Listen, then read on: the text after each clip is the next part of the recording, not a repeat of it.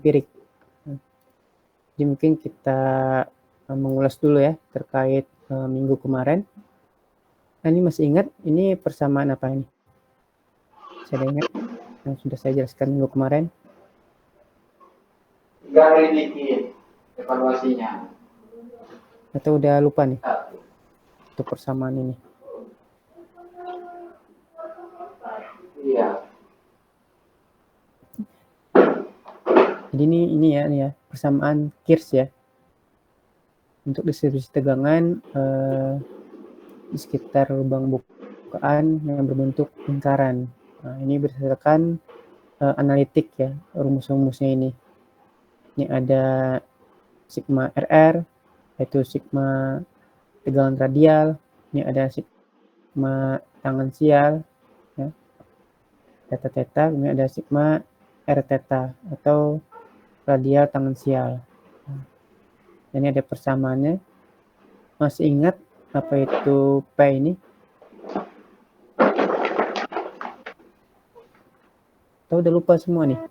Baru minggu kemarin saya jelaskan. Ada bisa jawab nggak? P ini apa? K ini apa? R besar ini apa? R kecil ini apa?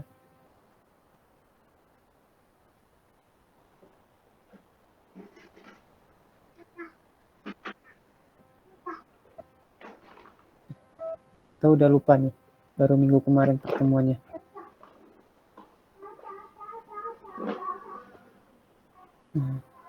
Mungkin saya ulangi lagi aja ya. Jadi harus diingat nih, ini adalah persamaan Kirsch. Ya kan? Nah, persamaan Kirsch kan ada beberapa tegangan, ada tegangan horizontal maupun vertikal ya. Nah, tegangan vertikal kan kemarin rumusnya adalah Rho dikali G dikali H.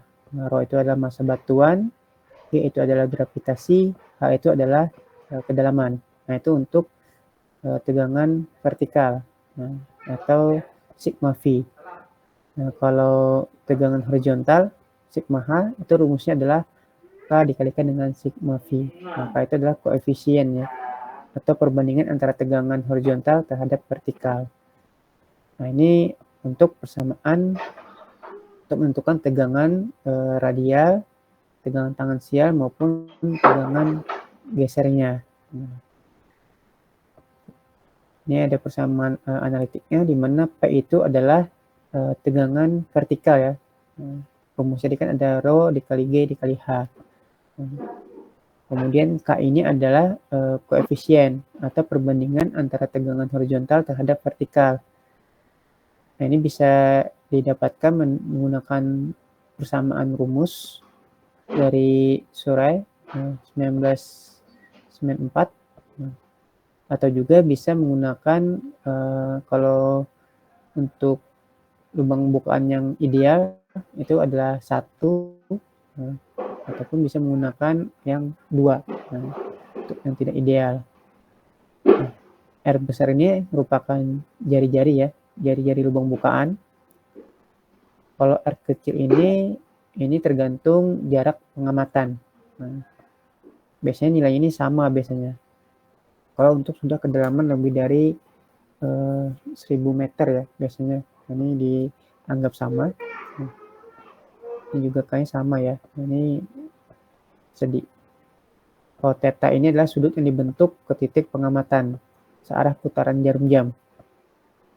Nah, berarti kalau dia sebuah lingkaran, saya buat ini sebuah lingkaran, ya. Ini kan titik pusatnya. Kalau di sini merupakan dinding ya. Dindingnya berarti dia 0 derajat. Kalau titiknya di sini kalau kita pengen mengamati. Tapi kalau di atap suatu lubang bukaan, nah ini berarti sudutnya adalah 90 derajat. Kalau kita mengamatinya di sini.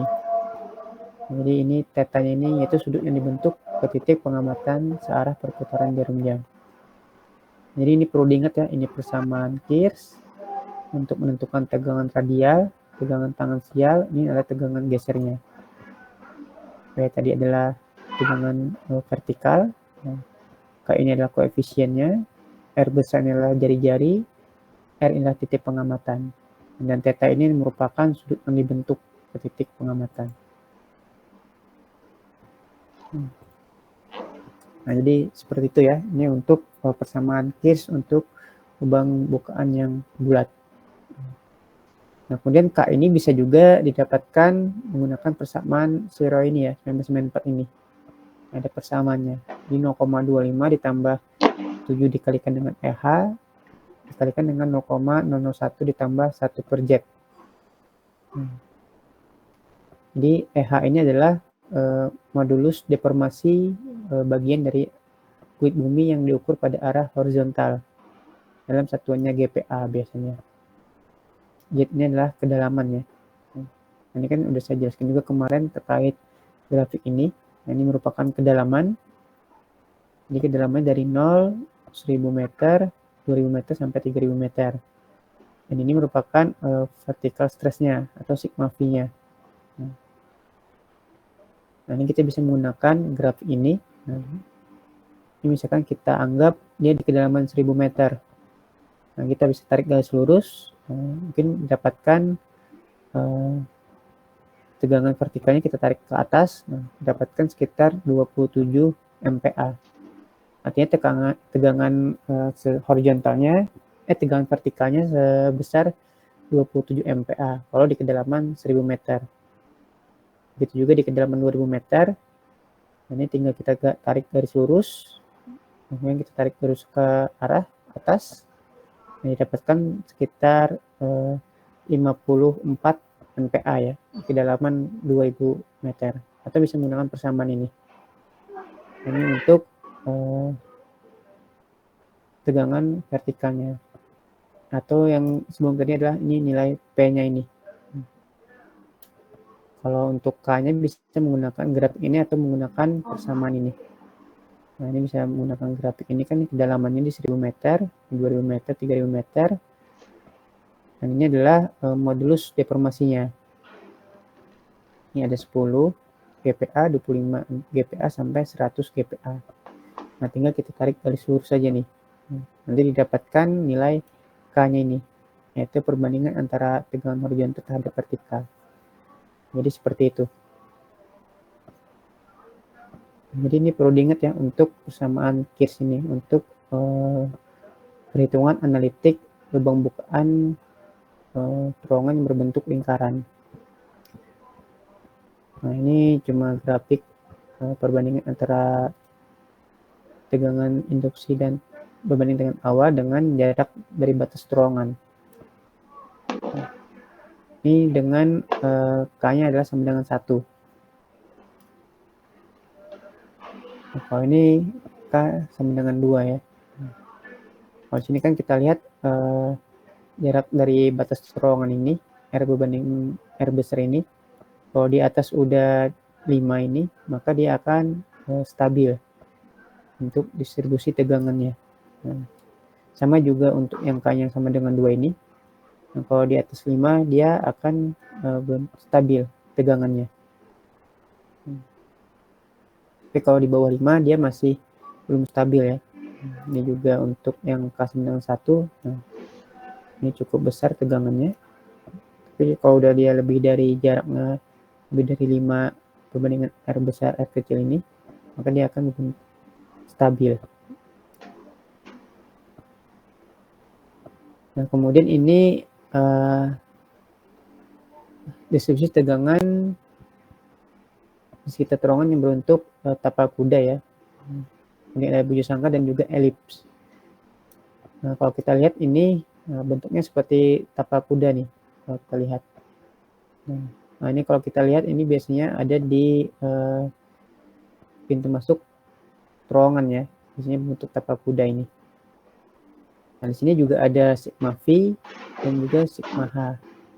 Sigma V ada tegangan vertikal, sigma H ada tegangan horizontal. Nah, di sini ada persamaan analitiknya. Nah, di sini jika sigma H ini adalah sama dengan sigma V, nah, maka kita menggunakan persamaan ini untuk tegangan tangensial di titik A.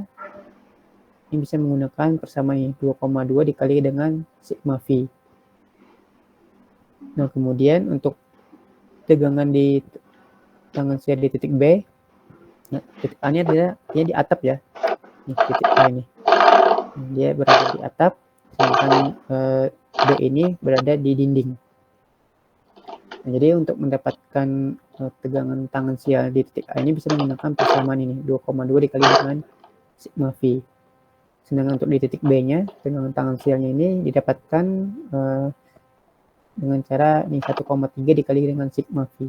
Nah, jadi misalkan sini tegangan horizontalnya misalkan 2 ya. Maka sigma V-nya juga 2. Maka kalau kita tentukan tegangan tangan sial di titik A, nah ini tinggal dikalikan aja.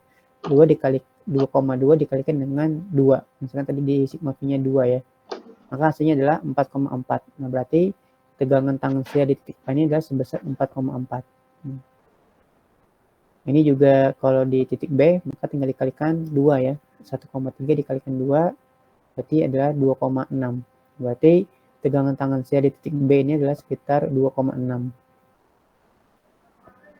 Nah, ini kalau misalkan tadi sigma H dan sigma V-nya adalah sama ya. Nah, kalau ini misalkan sigma H-nya ini adalah setengah dari sigma V. Nah, artinya kalau sigma V-nya adalah 4, maka sigma H-nya adalah 2. Dia kan 0,5 dikalikan dengan 4. Artinya sigma H-nya 2 di sini. Nah, ini bisa menggunakan persamaan ini.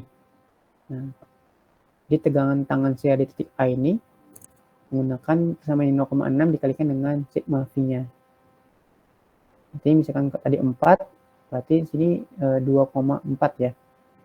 Untuk tegangan tangan sial di titik A di sini. Sedangkan di titik B-nya dikalikan dengan 1,8. Jadi 1,8 dikalikan dengan 4, ini adalah 7,2 ya. Di tegangan tangan sial di titik B ini adalah sekitar 7,2. Nah, ini kalau menggunakan ini ya, misalkan sigma H-nya adalah setengah dari tegangan vertikalnya. Kemudian ini kalau tegangan horizontalnya atau sigma H-nya ini adalah 0,33 dari sigma V atau tegangan vertikalnya. Nah, misalkan kalau tegangan vertikalnya 3, nah, artinya sigma H-nya adalah 1 ya. Artinya sepertiganya ya ini ya. Sigma H ini adalah sepertiga dari sigma V. Maka kita menggunakan persamaan ini. Kemarin tegangan tangan sial di titik A-nya ini adalah 0,1 dikalikan dengan sigma V. Nah, misalkan sigma V tadi adalah 3, maka 0,1 dikalikan 3 artinya 0,3. Jadi tegangan tangan sial di titik A ini adalah 0,3. Sedangkan di titik B, tinggal dikalikan 3 jadi 1,9 dikali 3 berarti 5,7.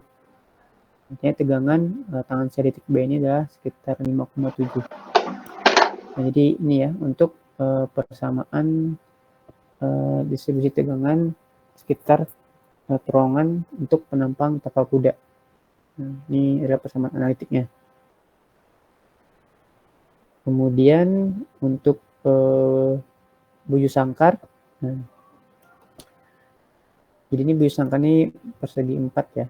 Nah, ini ada tegangan vertikalnya sigma V, kemudian ada tegangan horizontal atau sigma H. Nah ini sama juga seperti tadi ya. Sini ada 3 pembagian. Nah, ini apabila sigma H-nya adalah sama dengan sigma V, maka menggunakan persamaan ini. Ini tegangan tangan sial di titik A-nya. Nah, ini artinya 1,1 dikalikan dengan tegangan vertikalnya sigma V-nya. Nah, ini juga sama ya, di titik B juga sama. Nah, ini untuk tegangan horizontalnya sama dengan setengah dari tegangan vertikal. Nah, ini menggunakan persamaan ini. Jadi untuk tegangan tangan sial di titik A-nya dikalikan sama aja dengan 0,1 dikalikan dengan tegangan vertikal. Kemudian tegangan tangan sial di titik B-nya ini atau di dinding ya, di dinding 1,6 dikalikan dengan tegangan vertikalnya. Nah, ini tadi tegangan horizontal sama dengan 1/3 dari tegangan vertikalnya. Nah, ini untuk di atap, tegangan tangensial di titik A ini minus 0,3 dikalikan dengan tegangan vertikalnya. Sedangkan di titik B atau di dinding ini 1,8 dikalikan dengan sigma vertikalnya. Nah, ini untuk persamaan distribusi tegangan sekitar terowongan penampang buju sangkarnya. Nah, kemudian ini juga untuk distribusi tegangan sekitar terowongan penampang elips. Jadi sini ada tegangan vertikal sama ya, P ini ada tegangan vertikal, kali-kali P ini merupakan tegangan horizontal. Nah, di sini ada sigma A di sini ya, sigmanya ini adalah dinding, sigma B-nya adalah atap. Di sini ada W ini lebar dari terowongannya, hanya ini merupakan tinggi dari terowongannya. Nah, ini adalah persamaannya, kita bisa menggunakan ini. Ini untuk tegangan tangensial di titik A atau di dinding, persamaannya P atau tegangan vertikal dikalikan 1 dikali, tadi adalah koefisiennya, koefisiennya ditambah 2 dikali Q. Q ini didapatkan dari W dibagi H, yaitu lebar dibagi dengan tingginya, tinggi dari terowongan penampang elipnya ini. Nah, kemudian ada tegangan B atau tegangan tangensial di titik B ini merupakan di atap ya, B ini. Nah, ini persamaannya menggunakan ini, P atau tegangan vertikal dikalikan dengan koefisien atau K ini dikurang 1 ditambah 2 dikali koefisien dibagi dengan Q. Q-nya ini ya sama ya, W per H.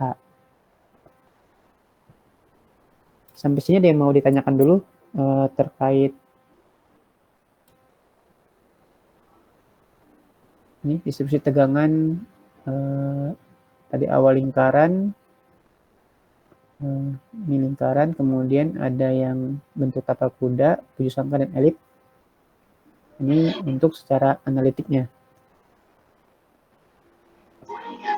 Ada yang mau ditanyakan?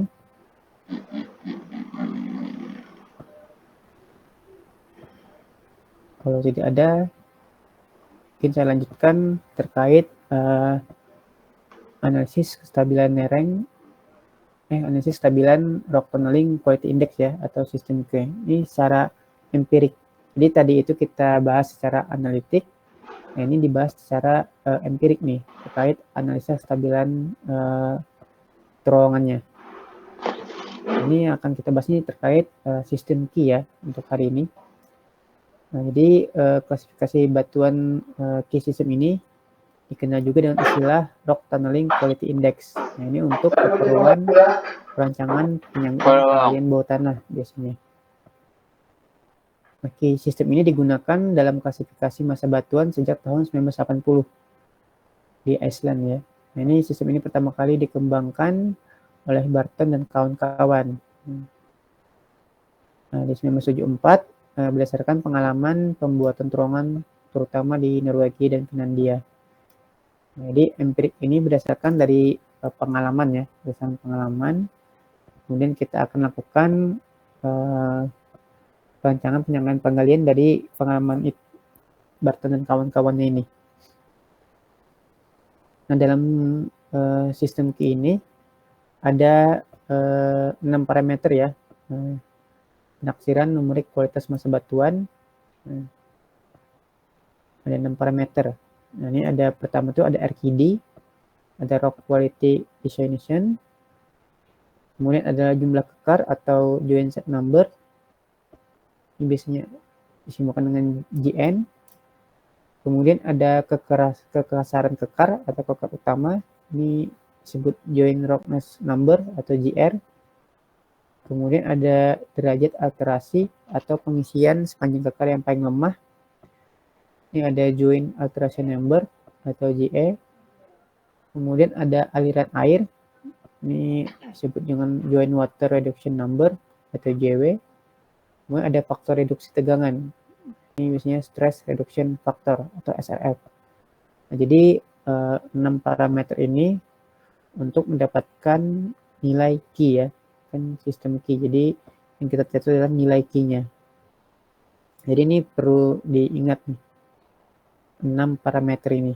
Nah, nanti akan kita bahas satu-satu nih, terkait apa itu RQD, ini ada joint set number, ada joint roughness number, kemudian ada joint alteration number, sampai SRF nanti. Kita akan membahas satu-satu. Jadi dalam sistem Q ini didapatkan persamaan ya. Nah, persamaan itu dari 6 parameter ini. Nah, jadi ini untuk persamaan sistem Q tadi. Ini bisa dicatat. Nah,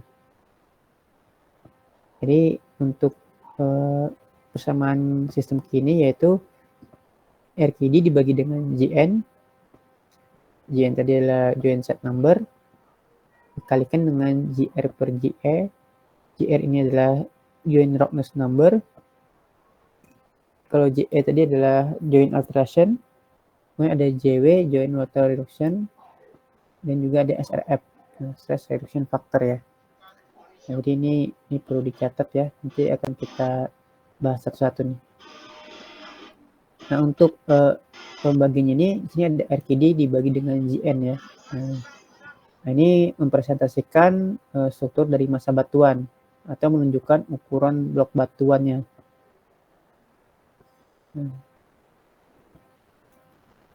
Kemudian ada JR dan JE.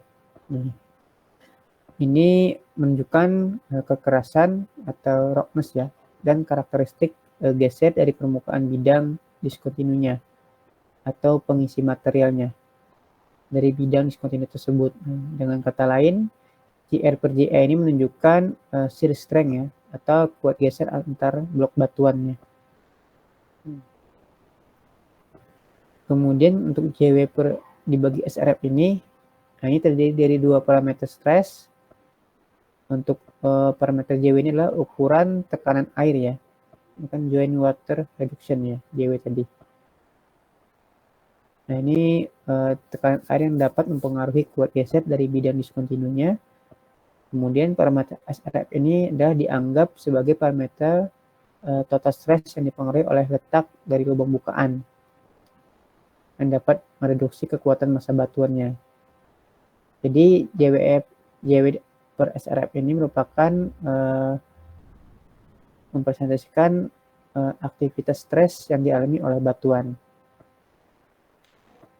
Nah, jadi ini ada RQD per J ini adalah blok efeknya, JR per JE ini adalah discontinue efeknya, kemudian JW per SRF ini merupakan water and stress effect. Jadi adanya air dan juga tekanan, aktivitas tekanan yang dialami batuan. Jadi ini perlu dicatat ya, RQD per JN kalikan JR per JA dikalikan JW per SRF.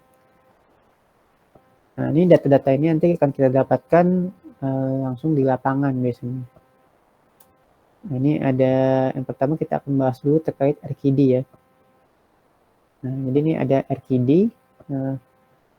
RQD ini didapatkan dari contoh batuan ya, dari pemboran inti.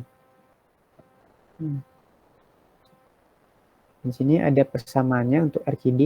Nah, jadi RQD adalah jumlah panjang batuan yang lebih dari 10 cm panjangnya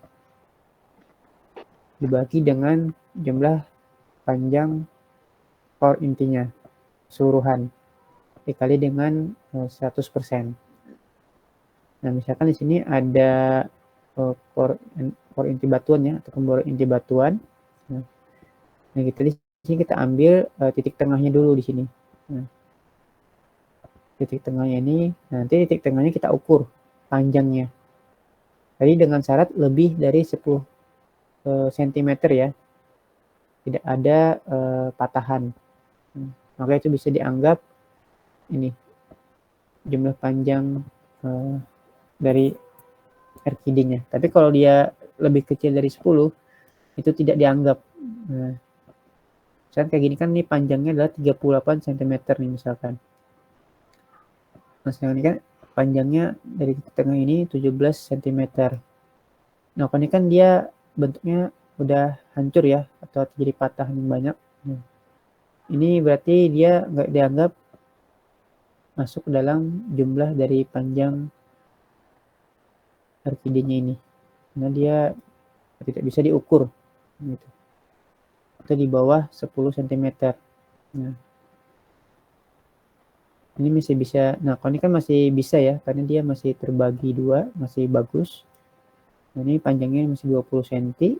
Nah, ini panjangnya juga 35. Nah, jadi yang diambil itu adalah panjangnya lebih dari 10 cm.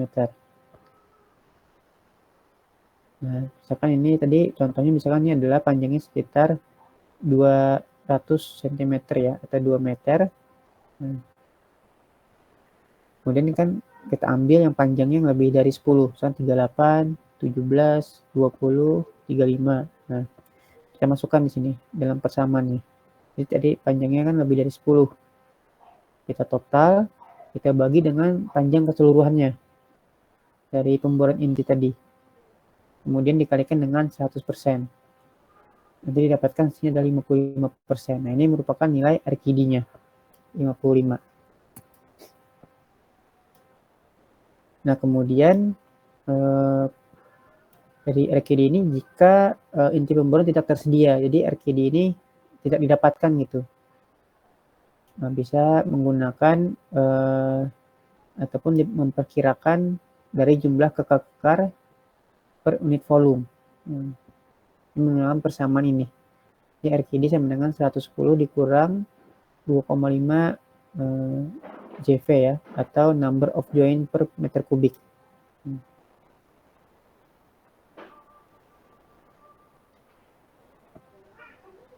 Nah, jadi kalau kita bisa, biasanya lebih mudah menggunakan RQD ini ya, mengamati langsung pemboran intinya. Ini jika pengecualian aja, jika tidak ada inti pemboran tidak tersedia.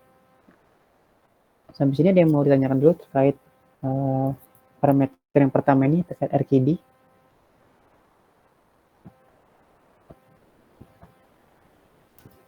Tidak, Pak.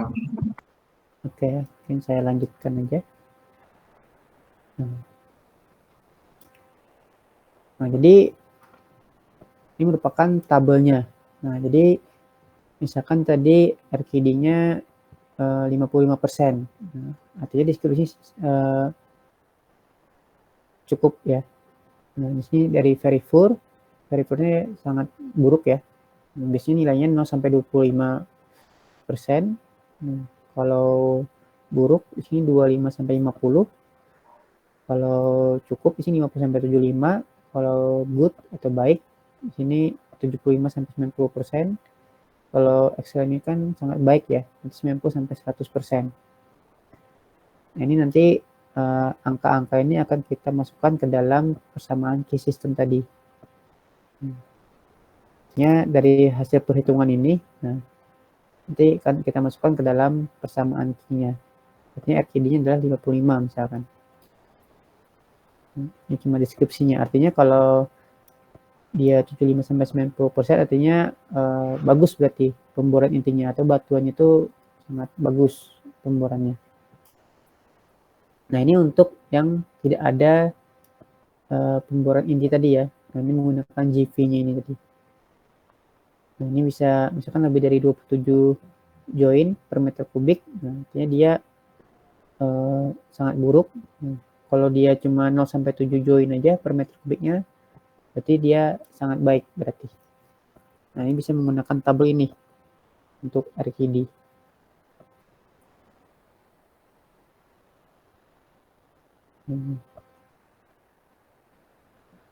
Ini cuma catatan aja. Mungkin di mana RQD dilaporkan di sini adalah kurang dari 10 ya.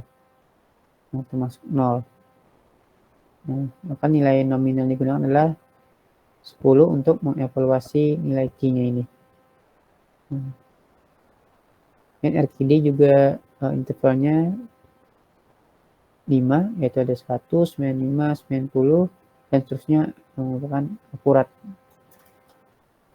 Ini sebagai catatan aja nih. Nah, tapi nanti kita akan menggunakan tabel ini sebagai penentuan RKD-nya.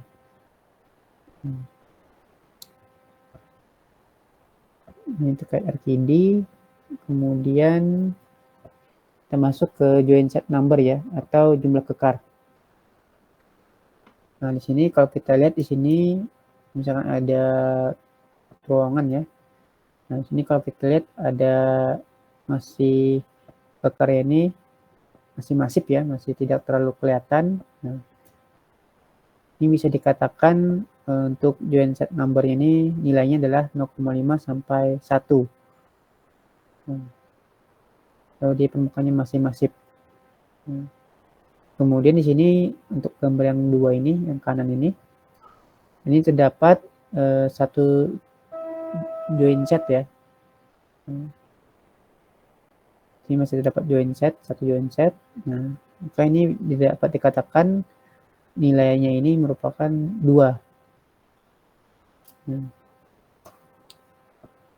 Jadi join set adalah jumlah kekar ya. Nah, jumlah kekar yang ada pada dinding terowongan.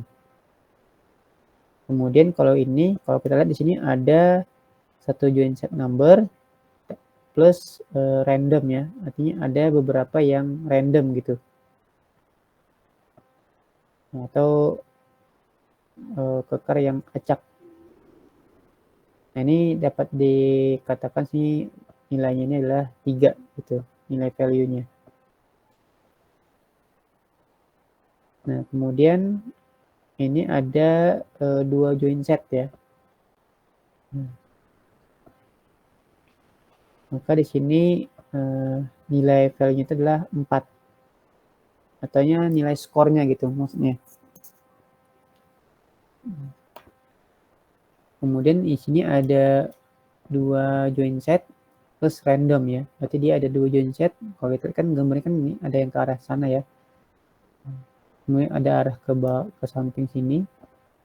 Nah, kemudian ada random ya, satu join set yang random juga nih.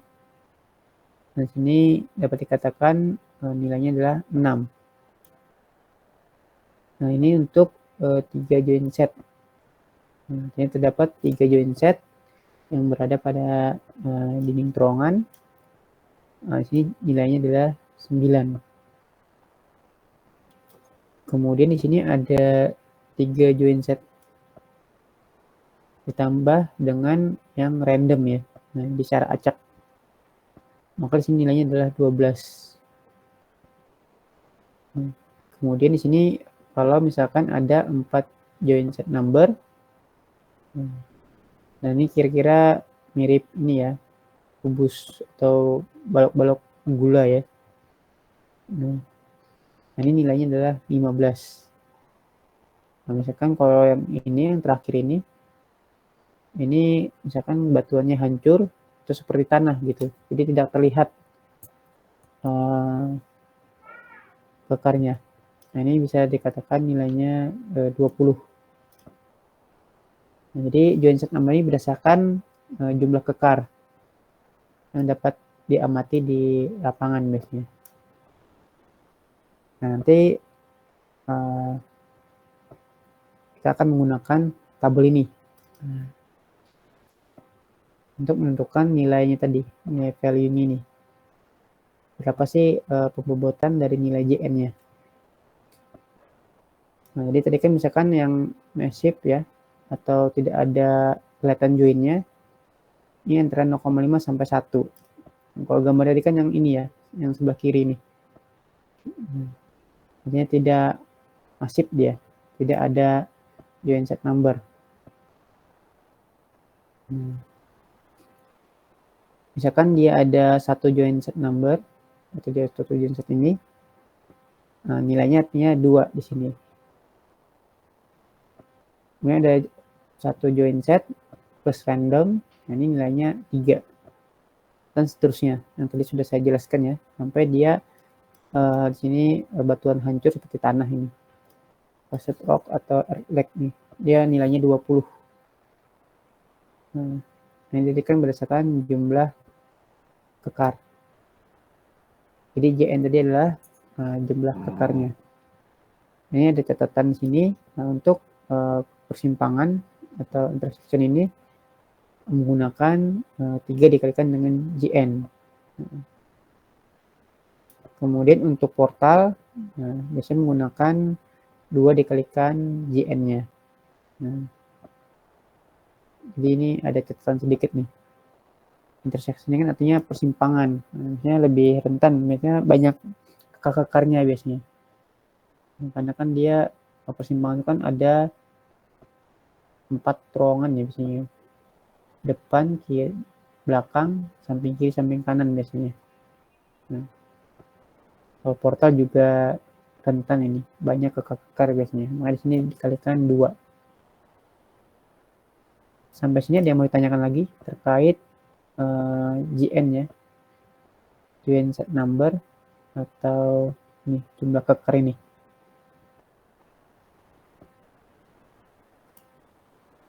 Jadi dari tabel ini kita akan memprediksi nih, nilai value ini berapa gitu. Nanti akan dimasukkan ke dalam persamaan case system tadi. Kemudian ada RQD, JN, JR, JE, JW, dan SRF. Nah, nanti nilai value ini akan kita gunakan. Nanti di akhir ada contoh soal.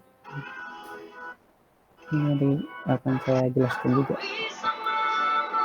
Kalau ada ditanyakan, mungkin saya lanjut lagi. Ini terkait JR ya, joint roughness number. Di JR ini yaitu kekasaran kekar ya. Jadi ini kalau di lapangan kita harus memegang ya atau meraba dari kekarnya ini.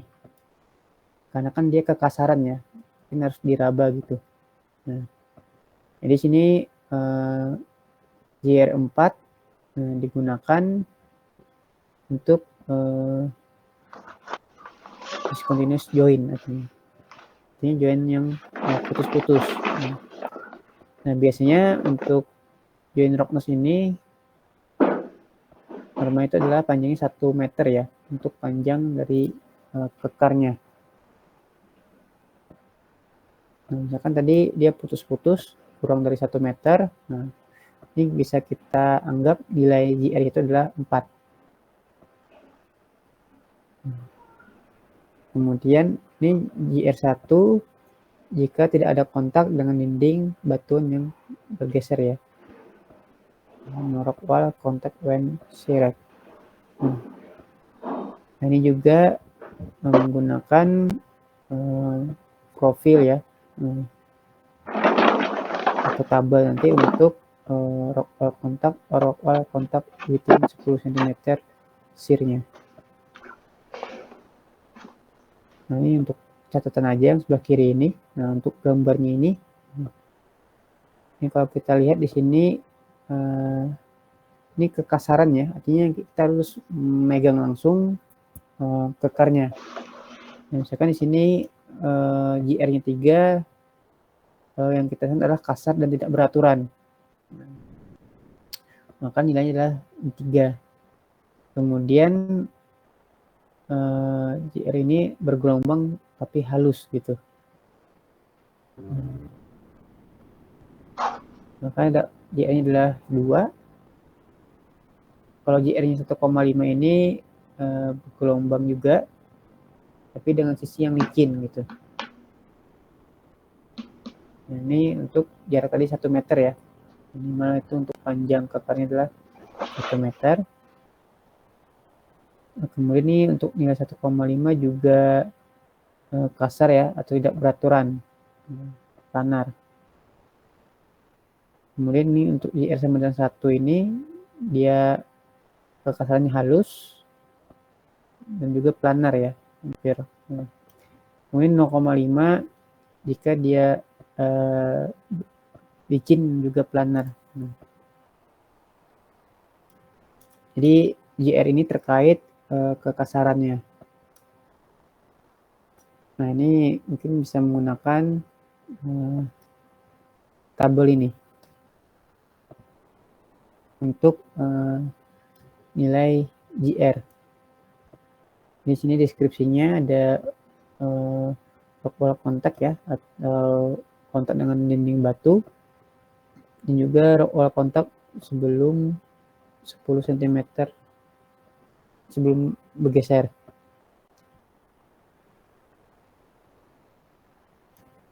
Nah, tadi kan di sini ada kekarnya discontinue, nilainya 4. Kemudian kekasarannya sini rock and irregular atau underting ini nilainya 3, atau dia kasar ya, kasar dan tidak beraturan, berarti ini bergelombang. Nah, itu nilainya 3. Ini ada smooth underting, ini dia bergelombang halus, nilainya 2. Dan sini juga ada selection underting dan juga rock and irregular planar ini nilainya 1,5. Nah, ada smooth planar ya, halus, dan juga planar, ini nilainya 1. Kemudian ada selection set dan juga planar, ini nilainya 0,5. Nah, jadi ini tergantung pengamatan kalian di lapangan. Jadi mungkin tiap orang itu mungkin akan beda-beda nih untuk mendapatkan nilainya ini. Nah, karena berdasarkan pengamatan masing-masing orang ya. Nah, tiap orang kan beda-beda gitu. Mungkin dia nanti waktu megang benar gelombang halus, atau juga nanti bergelombang dengan sisi yang licin gitu. Ini nilainya ini berdasarkan pengamatan langsung di lapangan. Nah, ini yang C ini adalah no rock wall contact when sheared ya. Ini tidak ada kontak dengan dinding batu saat berpotongan. Nah, nilainya di sini 1 juga nih.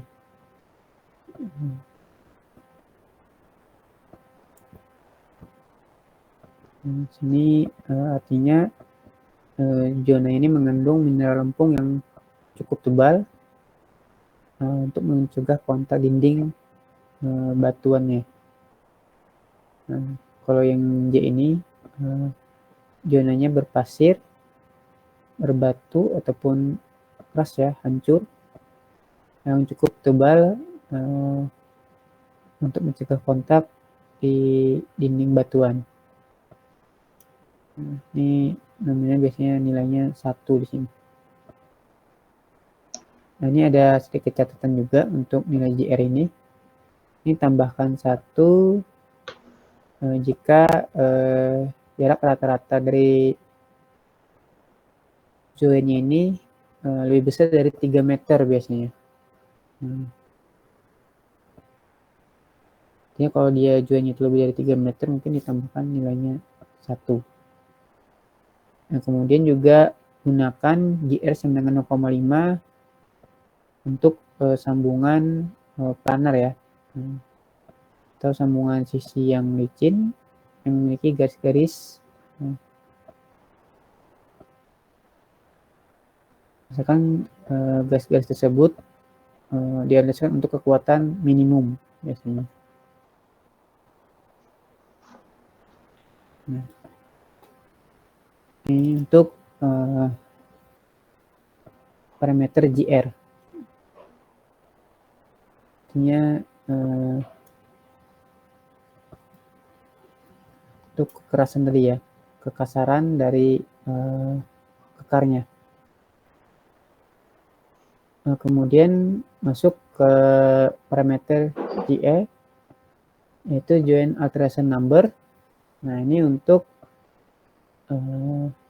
derajat alterasi ya, atau pengisian di sepanjang kekar yang paling lemah biasanya ini.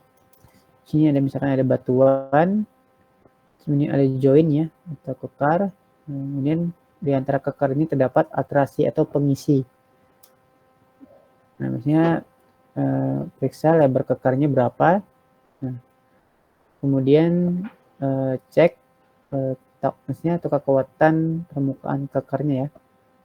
dan batuannya, dan juga cek ketebalan zona alterasinya, dan juga cek permukaan kekar untuk pengisi materialnya, dan juga periksa properti material pengisinya. Nah, ini biasanya untuk nilai GA-nya. Jadi ini beberapa yang harus diamati langsung di lapangan. Dari lebarnya, kekuatannya, ketebalannya, nah, terus permukaan kekarnya bagaimana, sama properti pengisi materialnya apa gitu. Nanti akan kita cocokkan dalam tabel ini.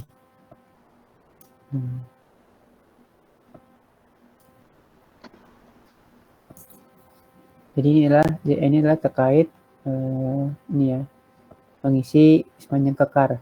Jadi antara kekar itu ada pengisi materialnya biasanya. Nah, ini misalkan kalau nilainya 0,75 itu ini thickly hard, non-softening, impermeable filling, atau sambungan dengan baik ya, kemudian keras, tidak lunak, dan kedap air biasanya, impermeable filling. Nah, ini nilainya adalah 0,75. Kemudian kalau yang nilainya 1, ini dinding kekar yang tidak berubah antara joint walls, kemudian surface staining only ya, artinya ada perubahan warna pada permukaan biasanya. Nah, nilainya adalah 1. Kemudian yang C ini nilainya 2 ini jika slightly altered joint walls ini adalah dinding kekar yang sedikit berubah biasanya. Ini non-softening mineral coating, artinya di sini lapisan mineral tidak melunak. Sandy particle, ini partikel yang berpasir. Kemudian clay-free straight rock, ini batuan yang hancur tanpa lempung dan lain-lain. Kemudian juga ada yang nilainya 3 ini lapisan tanah liat berlumpur atau berpasir, small clay fraction, artinya pecahan liat kecil ya, non-softening, tidak melunak. Kemudian nilainya 4, jika di sini lapisan mineral lempungnya yang lembutnya, atau softening or fraction clay mineral coatingnya. Ini juga ada kaolin, mika, dan juga klorid atau gypsum ya, dan grafit dan lain-lain.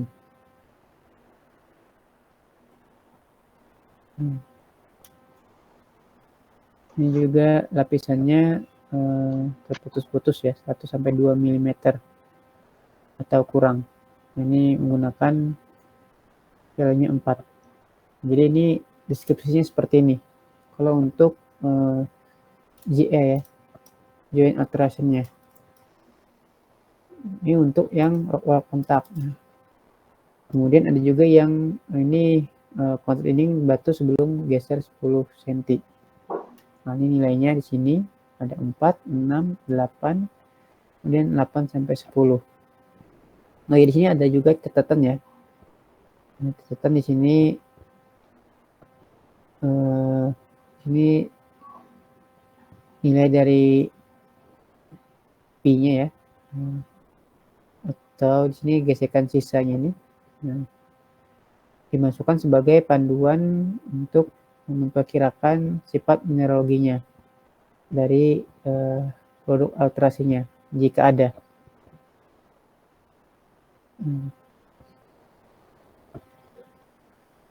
Ini merupakan sudut ya, sudut yang terbentuk jika ada alterasinya. Jadi selain menggunakan deskripsi ini juga bisa menggunakan sudutnya ini. Nah, ini ada penjelasannya. Ini masih sama ya untuk joint alteration. Kemudian juga ini untuk Norok-Wall contact when shared. Ini juga untuk masih JE-nya. Ini ada deskripsinya, ini adalah terkait sudutnya.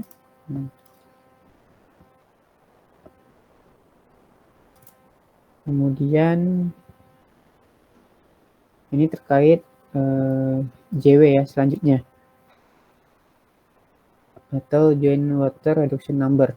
Artinya ini untuk aliran air. Di sini ada deskripsinya. Ini ada nilainya ya. Ini ada catatannya. Jadi di sini misalkan nilainya 1, jika sini dry excavation or mineral inflow ya. Artinya dia penggaliannya kering atau aliran yang masuk kecil. Yaitu misalkan kurang dari 5 meter per meter ya. Secara lokal. Artinya di sini penggaliannya kering atau ada sedikit aliran air, ini juga kurang dari 5 liter per meter secara lokal. Itu nilainya 1. Kalau di sini yang nilainya 0,66, di sini medium inflow or pressure ya, atau aliran dan tekanannya ini sedang. Kemudian yang nilai value 0,5 ini jika aliran masuk yang besar dan tekanan tinggi. Jika ada batuan unfilled joint ya, itu batuan yang kokoh, nilainya 0,5. Kemudian juga ini untuk yang value 0,33, nah ini aliran masuk yang besar atau tekanan tinggi. Untuk yang 0,2 sampai 0,1 ini, nah ini aliran atau tekanan yang sangat tinggi pada saat ledakan ya, pada saat blasting. Dan juga meluruh seiring dengan waktu gitu.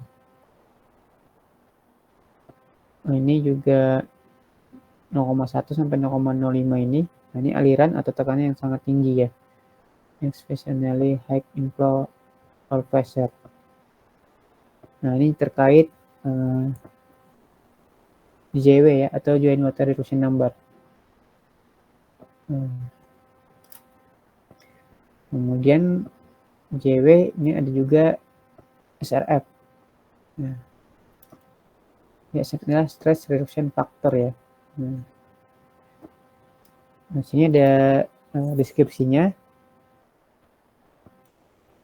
SRF ini jika witness joint interaction excavation, artinya zona lemahan yang berpotongan dengan penggalian.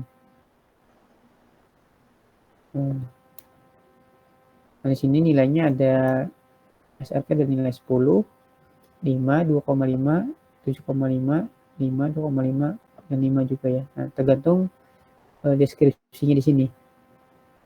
Misalkan yang A ini sini multiple occurrence of weakness zone. Artinya sini beberapa kejadian zona lemah yang mengandung lempung atau batuan yang hancur secara kimiawi di sini. Chemically designed rock. Ini di sini very loose surrounding rock atau any depth. Itu ini ada di kedalaman berapapun di sini.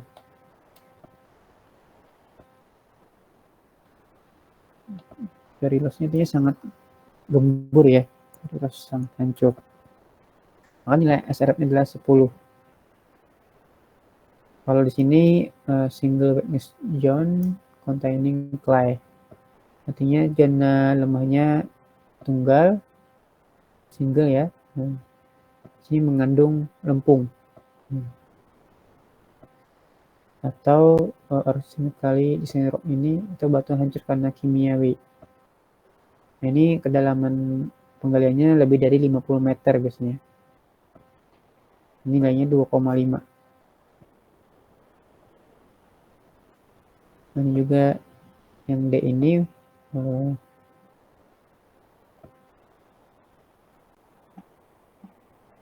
di sini multiverse region ini beberapa zona geser pada batuan yang kompeten ya, atau clay free atau bebas lempung. Ini batu di sekitarnya lumpur ya. Nah, ini di kedalaman berapapun ini. Nilainya 7,5.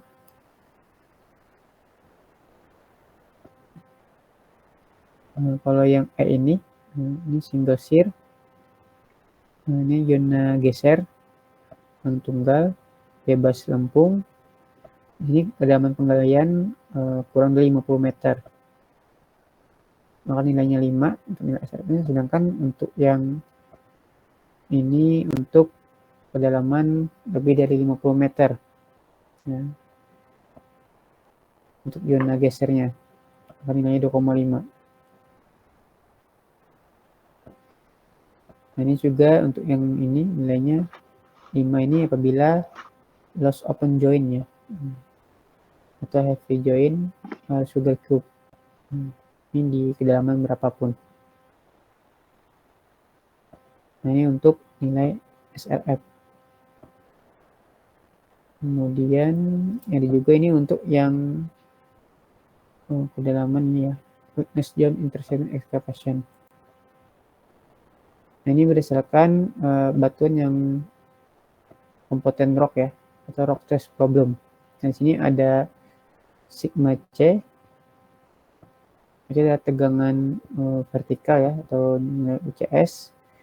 Ini ada sigma 1 atau tegangan prinsipalnya. Di antara tegangan vertikal berbanding dengan tegangan prinsipalnya. Nah, kalau ini adalah sigma T atau tension atau tarik ya. Nah, ini berbanding dengan tegangan prinsipalnya. Nah, ini nilai SRF-nya. Di sini untuk low stress atau near surface ini apabila perbandingan antara tegangan vertikalnya berbanding dengan tegangan prinsipalnya lebih dari 10, maka SRF-nya adalah 2,5. Ini juga sama untuk tegangan tariknya. Lebih dari 10 maka SRF-nya 2,5. Kalau medium stress, nah ini perbandingan antara tegangan vertikal dan tegangan prinsipalnya adalah 200 sampai 10 ya. Di sini MPI satuannya ya. Kalau untuk tegangan tensionnya berbanding dengan tegangan prinsipalnya ini 13 sampai 0,66, maka kita menggunakan nilai SRF-nya 1. Nah, ini apabila tegangan tinggi, very tight structure atau strukturnya sangat rapat, usually variability to stability may be unfavorable to stability. Ini artinya biasanya menguntungkan bagi yang stability ini ya, mungkin tidak menguntungkan bagi stabilitas dinding misalnya.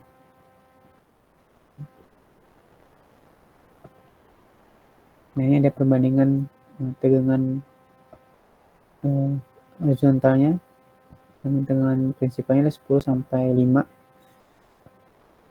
Ini untuk tegangan tensionnya 0,66 sampai 0,33, maka SRF-nya adalah 0,5 sampai 2.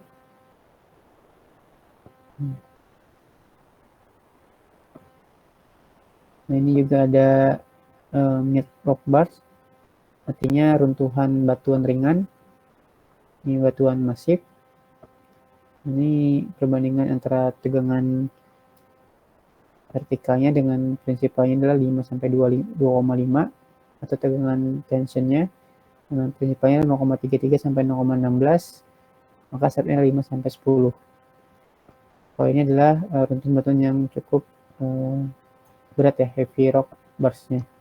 ini dengan batuan masif. Nah, ini tegangan vertikalnya berbanding dengan prinsipalnya adalah kurang dari 2,5. Sedangkan untuk tegangan tarik berbanding dengan tegangan prinsipalnya adalah kurang dari 0,16, maka di sini SRF-nya adalah 10 sampai 20. Ini mungkin untuk batuan yang squeezing ya, squeezing rock, aliran plastis, kemudian incompetent rock under influence or high rock pressure.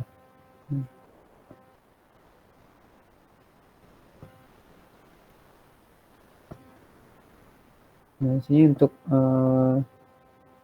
squeezing rock pressure-nya sini 5 sampai 10. Kalau untuk heavy squeezing rock pressure-nya 10 sampai 20. Ini juga sama ya untuk swelling rock, chemical swelling activity depending on pressure of water. Nah, di sini swelling rock pressure-nya adalah 5 sampai 10. Kemudian heavy swelling rock pressure-nya 10 sampai 15. Nah, ini ada beberapa catatan.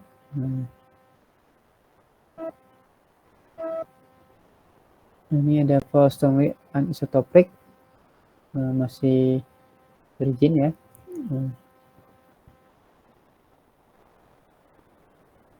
Di sini ketika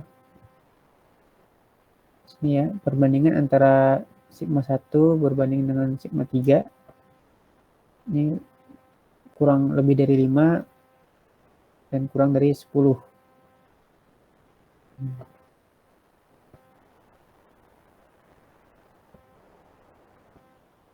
Akan dikurangi dari tegangan prinsipalnya, sigma C-nya 0,8 kali dengan sigma C.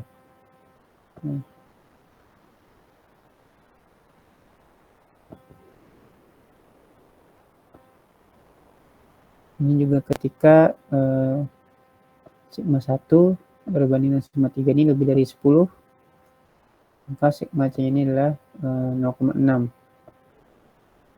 Nah,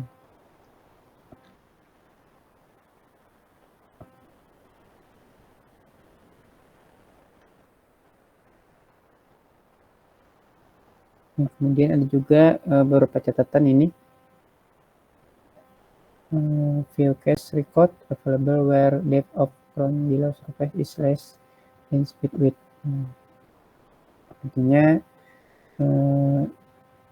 catatan kasus di mana kedalaman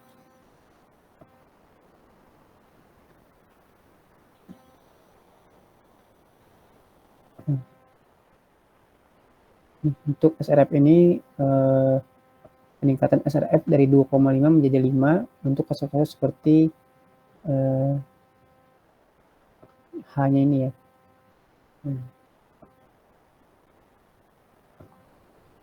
Ini untuk SRF. Nah, jadi sudah saya jelaskan ya terkait persamaan key system tadi ada RQD, ya kan? Kemudian ada JN, joint number, itu terkait jumlah kekar. Kemudian ada JR, joint roughness-nya, kekasaran kekarnya. Kemudian ada JE, joint alteration number, itu terkait pengisi material berada di kekarnya. Kemudian ada JW, itu joint water, itu terkait aliran air. Kemudian ada SRF ya. Kemudian ada namanya equivalent dimension. Nah, ini untuk perhitungan equivalent dimension ini berdasarkan lebar bukaan terowongan dan nilai ESR atau excavation support ratio. Nah, untuk equivalent dimension ini ada persamaannya. Jadi span atau tinggi lebar bukaan terowongan dibagi dengan ESR. Nah, ESR ini didapatkan dari tabel ini. Jadi misalkan kalau nilai ESR-nya 3-5 ini jika temporary main opening ya, artinya bukaan tambangnya sementara gitu. Maka nilai ESR-nya 3-5. Kemudian yang B ini jika permanen main opening, artinya bukaan tambang ini permanen. Kemudian ada water tunnel of hydropower, terowongan air untuk pembangkit listrik tenaga air. Kemudian ada pilot tunnel. Kemudian ada drift and heading for excavation. Atau ada penggalian besar, maka nilai ESR-nya adalah 1,6. Kemudian ada juga yang C ini adalah untuk ruang penyimpanan. Kemudian ada water treatment plant atau minor and railway tunnel. Ini poinnya adalah 1,3 nilainya. Nah, kemudian ada juga yang D ini adalah pembangkit listrik, misalkan untuk pembangkit listrik. Kemudian ada terowongan jalan utama dan juga kereta api ya, railway tunnel. Kemudian ada civil defense chamber, ruang pertahanan sipil, dan juga portal intersection atau persimpangan. Nah, ini ESR-nya adalah 1. Kemudian juga ini yang E ini untuk underground nuclear power station. Ini ada railway station, ada sport and public facility, dan faktor ini adalah nilai ESR-nya 1,5.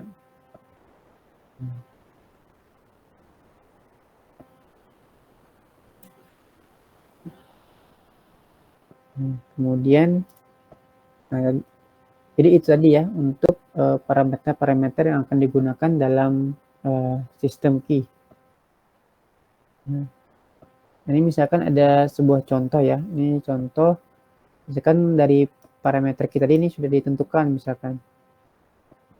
Nah, ini sudah ditentukan RQD-nya berapa. Kemudian ada join number-nya 4 misalkan sini. Kemudian join roughness-nya sini 3. Kemudian ini join alteration-nya 1. Kemudian di sini ada join water-nya 1. Kemudian ada SRF-nya adalah 15. Maka didapatkan nilai Q-nya adalah 4,5. Jadi ini berdasarkan persamaan tadi ya. RQD dibagi dengan GN, kemudian GR dibagi dengan GA, kemudian JW dibagi dengan SRF. Nah, didapatkan nilainya 4,5 untuk nilai Q-nya. Nah, di sini misalkan sebuah terowongan akan dibuka untuk lubang bukaan tambang permanen. Nah, ini lubang tambang permanen ini berdasarkan ESR-nya. Jadi ESR-nya tadi kan kalau kita lihat tadi untuk lubang bukaan permanen nilainya ini ya, permanen main opening ya, bukaan tambang permanen. Nah, kan nilainya adalah ESR-nya 1,6. Nah, maka di sini nilai ESR-nya 1,6. Nah, ini untuk menggunakan span 6 meter ya, atau lubang bukaannya sebesar 6 meter atau spannya ini. Jadi untuk mendapatkan nilai dimensi ekuivalennya, span dimensi ini adalah span dibagi dengan ESR. Jadi spannya kita dapatkan di sini 6 meter. Ini salah ya, ini di sini masih 5, harusnya di sini 6 ya. 6 meter dibagi dengan 1,6 ini adalah nilai ESR-nya karena dia lubang bukaan tambang permanen. Ini ESR-nya adalah 1,6. Nah, didapatkan nilainya adalah dimensi ekuivalent 3,125. Nah, kemudian juga di sini misalkan lagi jika terowongan akan dibuka dengan span yang lebih lebar 11 meter. Nah, maka spannya tadi 11 dibagi dengan ESR, ESR-nya 1,6, maka nilainya adalah 6,875. Nah, jadi dengan dua parameter ini, key system dan DE ini, kita akan bisa menentukan apakah suatu terowongan itu diperlukan penyangga atau tidak gitu. Nanti akan ada gambar grafik ya. Jadi berdasarkan nilai DE dan nilai Q tersebut akan diperkirakan hubungan antara lebar bukaan terowongan dengan sistem penyangga yang harus digunakan. Nah, misalnya hubungan tersebut dapat dilihat pada grafik yang dibuat oleh Barton ya 1974. Kemudian grafik tersebut kemudian diupdate lagi oleh Grimstead dan Barton tahun 1993. Nah, sini ini hasilnya nih dengan nilai DE 3,125 dan Q-nya nilai 4,5. Nah, maka ini masuk dalam kategori 1, yaitu kategori unsupported. Artinya tidak perlu penyangga. Kalau dengan nilai DE 6,875 dan Q-nya 4,5, maka masuk ke dalam kategori 4. Yaitu kategori 4 adalah mengharuskan pemasangan rockboard dengan spasi 4-100 mm dan tidak harus menggunakan shot grid. Nah, jadi dengan nilai persamaan key system ini, maka sistem supportnya dapat ditentukan berdasarkan grafik berikut ini. Jadi dari nilai key dan juga nilai dimensi equivalent ini, nah ini akan hubungannya akan ada di grafik ini.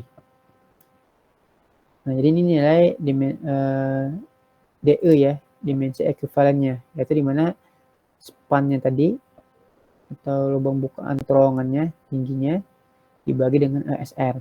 Nah, sini nilainya 1, 2, 3 dan sampai 100 ya.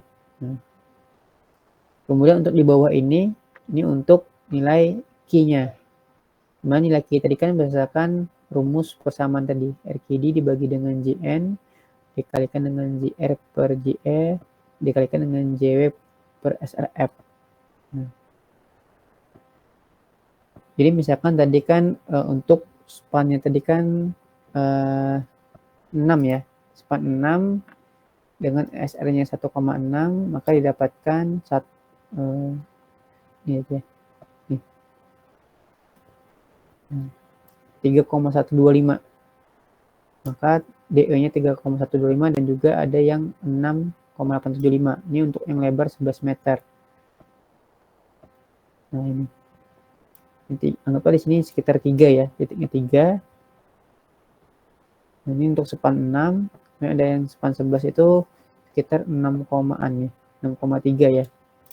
Nah, kemudian untuk Q-nya tadi nilainya adalah 4,5 ya, mungkin sekitaran sini nih.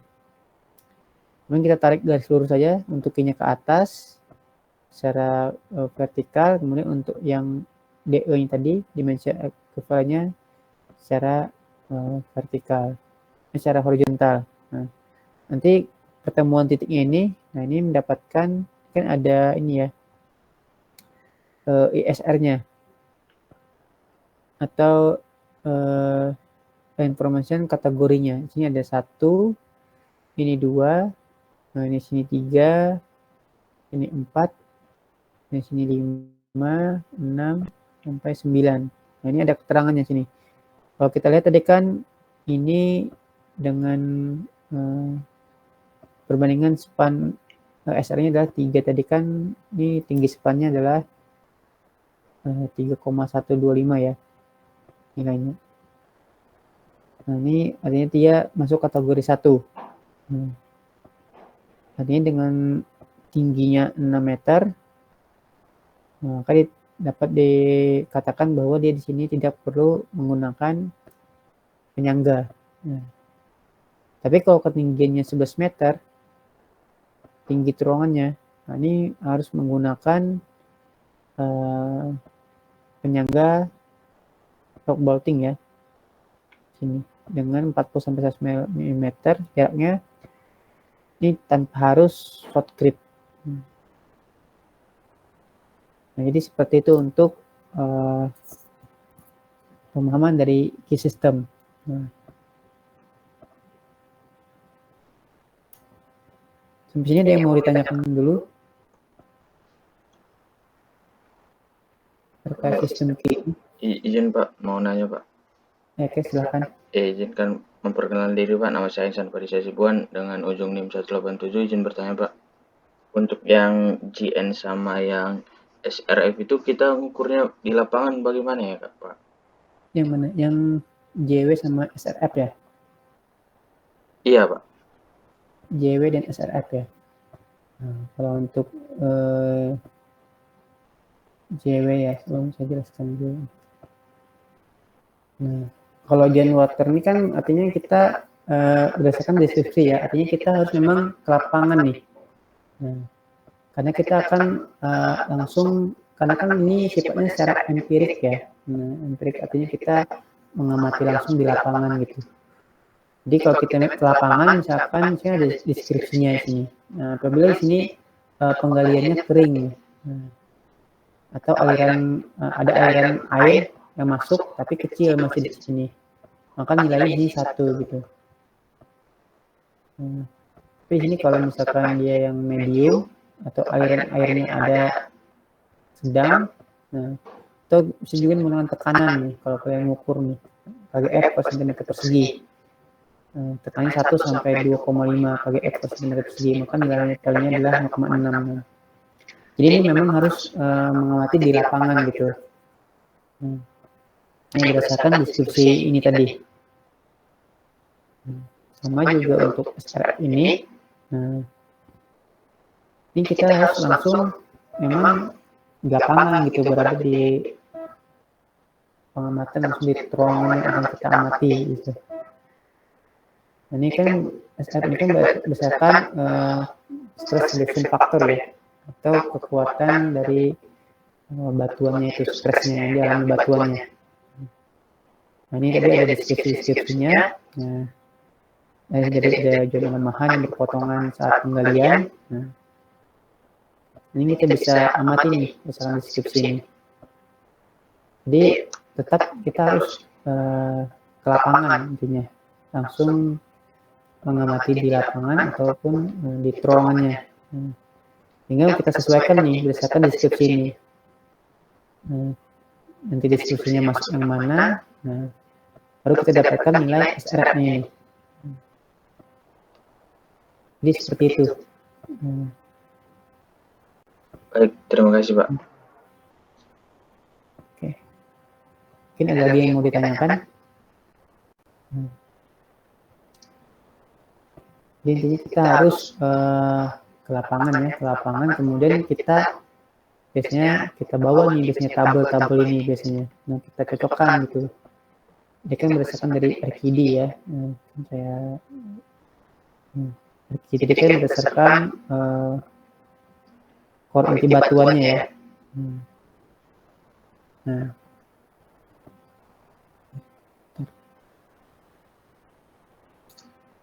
ini. Jadi kan berdasarkan core inti batuannya.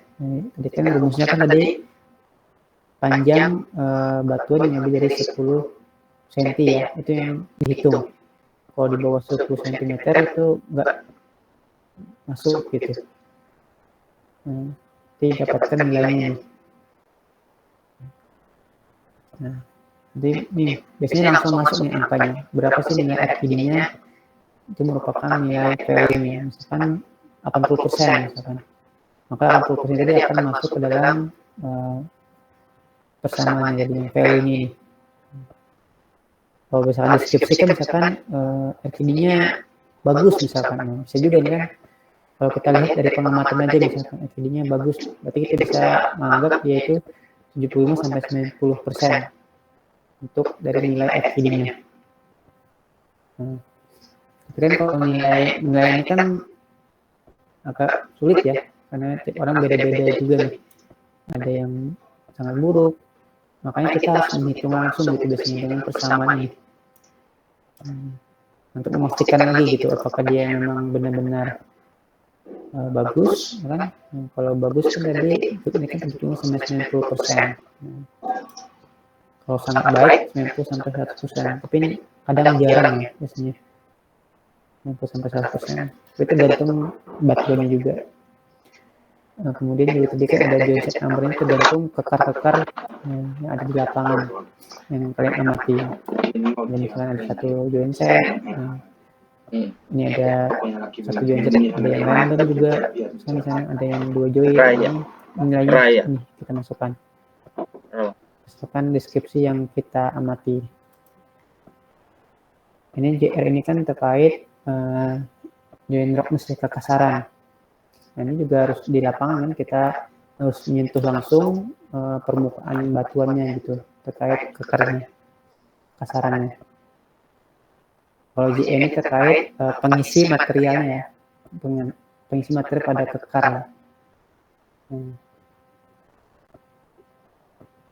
Kalau JW tadi kan kondisi air, hubungan dengan air. Kalau ini terkait dengan stress reduction faktornya, kekuatan massa batuannya. Jadi dari ini, nah ini juga tadi ya untuk equivalent dimensionnya. Ini tergantung berapa sih tinggi dari terowongannya yang akan kita buat dibagi dengan SR. Ini SR ini tergantung kegunaan dari terowongannya. Apakah dia bukan tambang sementara, kemudian juga bukan tambang permanen. Nah, ini untuk keperluan apa gitu. Nah, ini kita bisa masukkan nilai SR-nya. Kalau misalkan kan bukan tambang permanen, ini poinnya adalah 1,6. Tadi yang ada contoh tadi kan di sini dia melakukan hubungan permanen, berarti SR-nya adalah 1,6. Kalau kita lihat kan Q-nya ini 90-nya ini RKD-nya, jadi dia 90% untuk RKD-nya. Kemudian joint set number-nya 4. Nah, 4 ini tadi artinya apa? Nah, ini coba kita buka 4 tadi, joint set number-nya. Nah, joint set number-nya 4 berarti dia terdapat 2 joint set dalam pengamatannya. Makanya di sini nilainya adalah 4.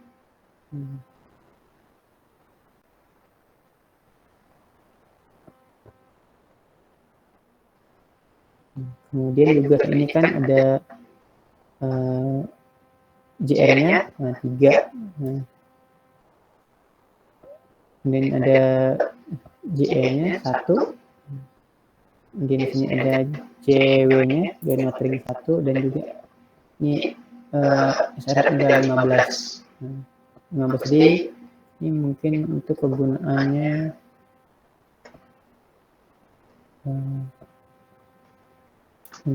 bisa. Nah, jadi nggak ada ini ya, nggak ada kejelasannya mungkin. Dia 15 itu kenapa?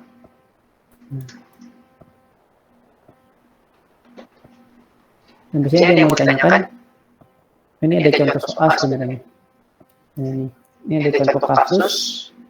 Di sini misalkan terowongan akan didesain dengan span 15 meter. Nah, berarti dia spannya 15 meter untuk lubang bukaan tambang permanen. Nah, tambang permanen tadi kan nilai SR-nya 1,6 ya. Nah, berarti di sini kan kita dapatkan dimensi ekuivalen tadi kan span dibagi dengan ESR. Berarti 15 dibagi dengan 1,6. Itu udah dapat nih span ESR-nya. Di sini juga batuan norit pada kedalaman 2,1 km ya, atau 2100 meter. Dan di sini waktu dia observasi di lapangan diketahui bahwa terdapat 2 joint set. Nah, berarti ini diketahui nih 2 joint setnya. Berarti dapat kita tentukan nilai value-nya ya untuk joint number-nya. Nah, ini juga dengan kondisi masuk undulating joint. Ini berarti dia untuk JR-nya, joint roughness-nya ini dia kasar dan tidak lapuk, atau unhorted atau untered. Nah, kemudian RKD-nya berkisar antara 85% sampai 95%.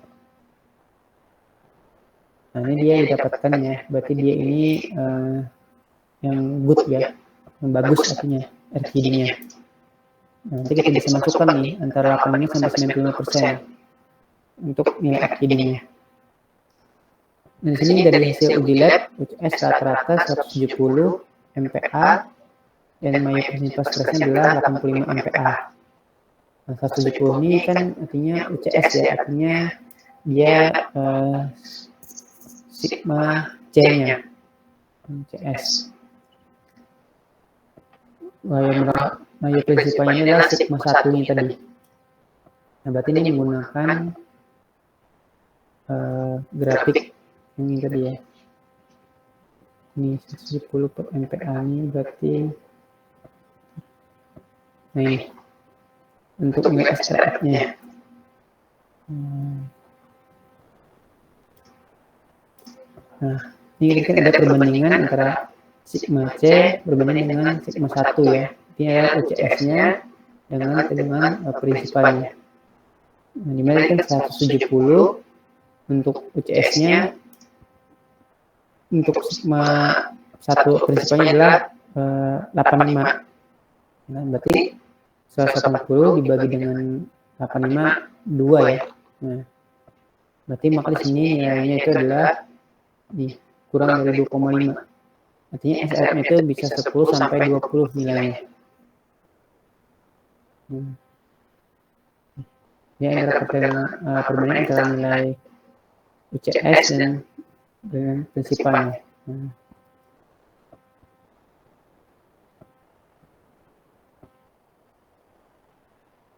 Kemudian ini terkait JW-nya ya. Join water ini kondisi air tanah pada terowongan agak merembes basah, tapi tidak ada tanda-tanda aliran air. Kemudian tentukan stabilitas penggalian dan kebutuhan penyanggaan dari desain terowongan tersebut. Nah, jadi dari contoh soalnya kan kita bisa kita tentukan nih, dia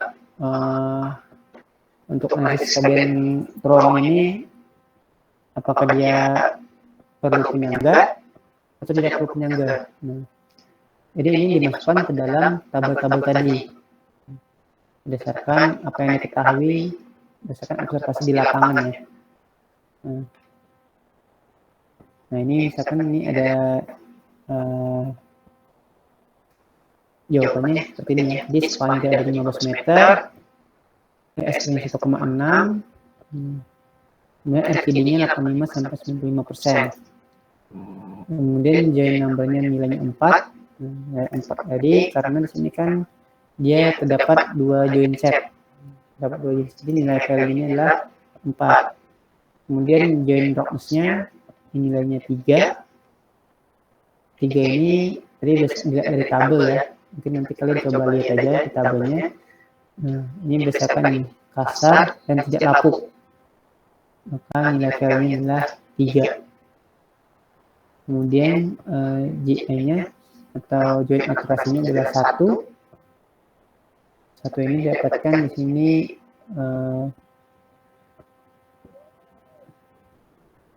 ya, kondisi dengan underlying joint. Untuk JE-nya. Kemudian ada JW-nya tadi, 1 ini didapatkan dari ini. Kondisi air pada tanah pada terowongan agak merembes basah tapi tidak ada tanda-tanda aliran air. Ini dia penggaliannya kering masih ya. Tadi ada aliran air. Kemudian SRF-nya 10 sampai 20 tadi didapatkan dari ini perbandingan dari nilai tegangan sigma C-nya atau CS-nya berbanding dengan tegangan sigma 1-nya atau Mayer principal stress-nya. Nah, jadi nanti akan kita cari dimensi ekuivalennya, terus span dibagi dengan ESR di spannya 15, ESR 1,6 didapatkan 9,4. Kemudian untuk Q-nya, Q itu kan didapatkan dari observasi di lapangan ya. Nah, tabel-tabel tadi, nah ini dapatkan nilainya. Maka didapatkan nilai Q-nya adalah 6,38. Jadi dari 2 parameter ini kita masukkan ke dalam grafik. Nah, grafik ini. Jadi ini di bawah ini ada nilai Q-nya, yang nilai DE-nya atau dimensi ekuivalennya yang sebelah kiri ini. Jadi kan didapatkan DE-nya adalah 9,4. Nah, 9,4 ini kita ambil kan dari 1, 2, 3, 5, 10, berarti sekitar sini ya. 9,4. Kemudian untuk Q-nya tadi didapatkan 6,38. 6,38 kan dari 0,014, nah berarti sekitar sini ya, 6,68 tadi. Jadi kita ambil perpotongan garis titiknya. Nah, ini berada tepat di sini ya. Berada di kategori 4. Namanya kategori 4 tadi kan di sini menggunakan sistem bolting dengan 40 sampai 100 mm. Ini tanpa harus short grip ya. Nah, jadi seperti itu untuk persamaan sistem key ya, untuk analisis kestabilan terowongan untuk menggunakan sistem key. Sampai sini lagi ada yang mau ditanyakan, karena materinya mungkin sampai di sini. Ada yang mau ditanyakan?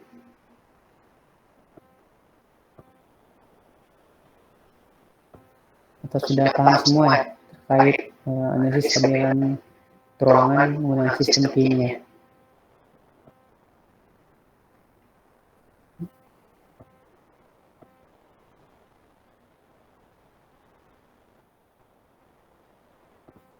Nah, abang-abang kakak-kakak, ada yang mau ditanyakan? Atau ada yang bingung? Cukup, Pak. Cukup, Pak. Oke, kalau memang tidak ada yang ditanyakan, mungkin saya cukup sampai di sini untuk kelas kita hari ini. Mungkin untuk absensi nanti besok mungkin ya akan dibuatkan Pak Alio. Nanti ketua kelasnya mungkin kalau tidak ada di share Pak Alio, mungkin nanti bisa chat saya atau chat Pak Alio langsung juga boleh kalau memang belum ada absensinya. Oke, kalau ada pertanyaan lagi mungkin saya cukup sampai di sini kuliah kita hari ini. Mungkin terima kasih atas kehadirannya ya. Saya tutup. Assalamualaikum warahmatullahi wabarakatuh. Waalaikumsalam warahmatullahi wabarakatuh. Terima kasih, Pak.